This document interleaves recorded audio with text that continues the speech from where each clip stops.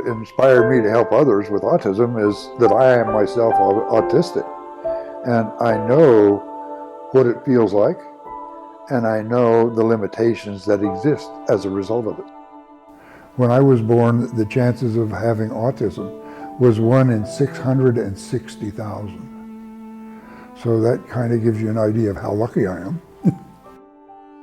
Autism is the real reason that I'm alive. You know, all my life, I'm alive to do work.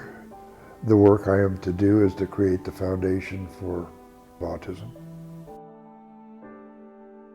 My memory began when I was 12.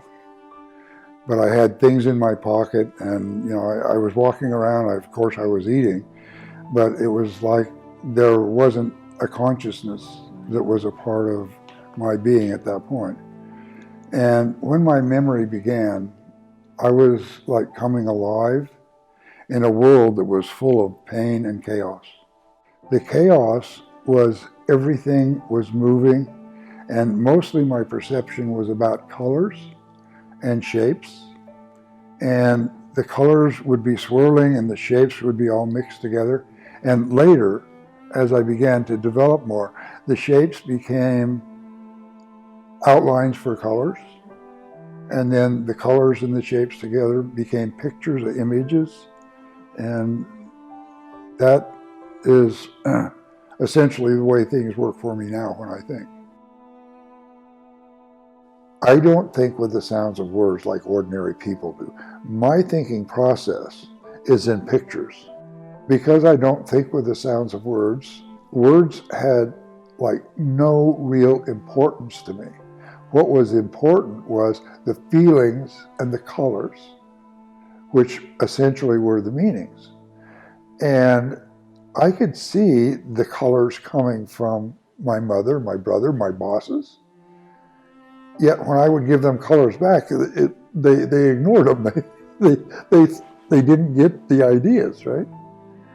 And it was my uncle that convinced me that I needed to make the sound that matched the color in order to speak.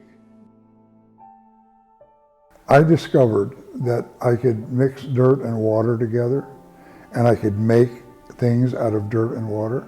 And then when it gets dry, I mean, it could get as hard as a rock almost.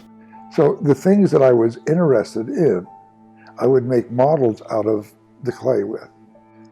When I would make something, I could think with the thing that I made. And that's where the real importance came. Like when I made the concept of consequence, I could think with the idea of consequence. My real dream in life is I wanted to be a real person. And I could see that I wasn't. Other people could read and write, I couldn't. Other people didn't pee their pants every day, and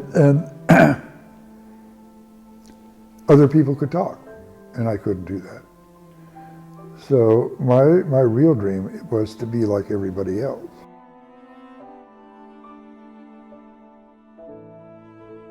There are times going by where they should be developing certain characteristics that they don't.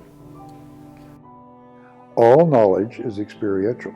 They have to create their knowledge. So it's not something you can do to them or for them. They have to do it themselves. And we can know what they need to do and we can lead them into it. But they're the ones that have to do it. And that actually works.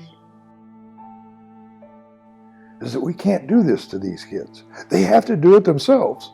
So we have to start with what is there and get them to the point where they want to do it themselves. And then it's almost like you can get out of the way and you can get so far with them and they won't let you take a break. They want to keep going because they make progress minute by minute. So it's a wonderful thing to see.